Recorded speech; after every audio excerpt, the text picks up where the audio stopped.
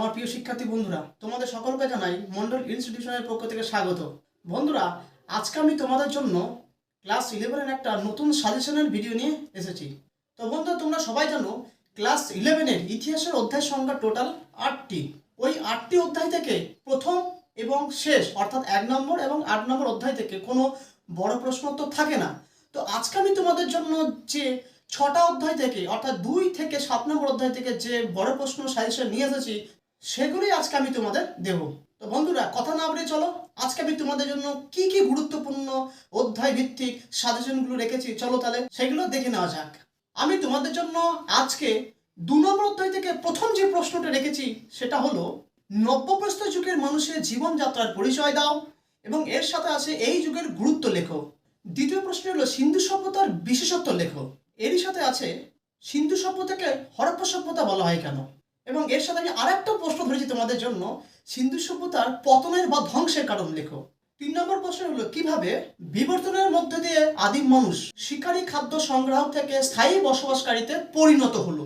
এই চ্যাপ্টার থেকে আমি একটা এক্সট্রা প্রশ্ন রেখেছি, তা হলো 4টি নদী কেন্দ্রিক সভ্যতার নাম লেখো। এরই সাথে রেখেছি এই সভ্যতাগুলি নদী কেন্দ্রিক তীরবর্তী অঞ্চলে গড়ে উঠেছে কেন।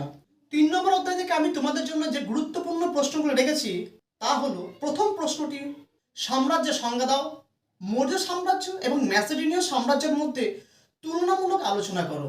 2 নম্বর প্রশ্নটা আমি তোমাদের জন্য রেখেছি পলিসের সংজ্ঞা দাও, পলিসের বৈশিষ্ট্য এবং পলিসের পতনের কারণ। তৃতীয় প্রশ্ন আমি তোমাদের জন্য রেখেছি মগধের সম্প্রসারণের বা উদ্ভবের কারণ। 4 নম্বর অধ্যায় থেকে গুরুত্বপূর্ণ সাজেশনগুলি হলো প্রথম প্রশ্ন রেখেছি অর্থশাস্ত্রের কৌটিল্য রাষ্ট্রনীতি। এর সাথে আমি আরেকটা যেটা রেখেছি সেটা হলো বরণীর ফতোয়া ই জাহানদারিতে রাজতন্ত্র ও রাষ্ট্রনীতি সম্পর্কে আলোচনা করো। 2 নম্বর প্রশ্ন রেখেছি এই অধ্যায় থেকে আমি পারস্যের খত্রাপ বা চীনের ম্যান্ডারিন সম্পর্কে বিবরণ দাও। 5 নম্বর অধ্যায় থেকে যে গুরুত্বপূর্ণ সাজেশনগুলো রেখেছি সেগুলি হলো প্রথম প্রশ্ন ভারতীয় ও ইউরোপীয় সামন্ততন্ত্রের মধ্যে তুলনামূলক আলোচনা করো। দ্বিতীয় প্রশ্নটি হলো ভারতীয় উপমহাদেশের অর্থনীতিতে ইন্দো রোম বাণিজ্যের প্রভাব লেখো। এর সাথে আমি আরেকটা পার্ট রেখেছি ভারতীয় উপমহাদেশে তৃতীয় নগরায়নের কারণ ও প্রভাব লেখো। 3 নম্বর প্রশ্ন হলো ম্যাননের বৈশিষ্ট্য লেখো। 6 নম্বর অধ্যায় থেকে যে মোস্ট গুরুত্বপূর্ণ প্রশ্নগুলো রেখেছি সেগুলির মধ্যে সবার যেটা প্রথমে বলবো সেটা একদম তোমরা করবে, কারণ এটা 2024 সালে এসে গেছে। সেটা হলো বর্ণপ্রথার বৈশিষ্ট্য কি, এর সাথে বর্ণপ্রথা ও জাতিভেদ প্রথার মধ্যে পার্থক্য লেখো। এটা এসে গেছে 2024 সালে বন্ধুরা, তোমাদেরকে বলছি 24 এসে গেছে মানে এসে গেছে। এই অধ্যায়ের দ্বিতীয় প্রশ্নটি হলো রাজপুত জাতির উৎপত্তি এবং ভারতীয় জাতীয় জীবনে তাদের অবদান লেখো। 3 নম্বর প্রশ্নটি হলো রাজিয়া ও দুর্গাবতীর কৃতিত্ব লেখো।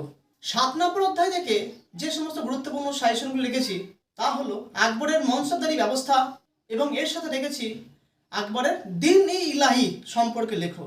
দ্বিতীয় প্রশ্ন হলো প্রতিবাদী ধর্মীয় আন্দোলনের কারণ এবং এই অধ্যায়ের শেষ প্রশ্ন ক্রুসেডের কারণ লেখো। তো বন্ধুরা, এই ছিল তোমাদের আজকের গুরুত্বপূর্ণ প্রশ্ন। যে প্রশ্নগুলো তোমরা পড়লে 2024 সালের একাদশ শ্রেণীর যে পরীক্ষা হবে সেই পরীক্ষায় তোমরা 100% কমন পাবে। যদি তোমরা কমন না পাও তাহলে আমি তোমাদের কথা দিচ্ছি তোমরা যারা সাবস্ক্রাইব করবে এবং পরবর্তীকালে যদি কমন না পাও আমি বলে রাখছি তোমাদের কাছে তোমরা আমার চ্যানেলটিকে আনসাবস্ক্রাইব করে ফেলবে। ভিডিওটি ভালো লাগলে তোমরা অতি অবশ্যই লাইক, কমেন্ট এবং শেয়ার করে দিও।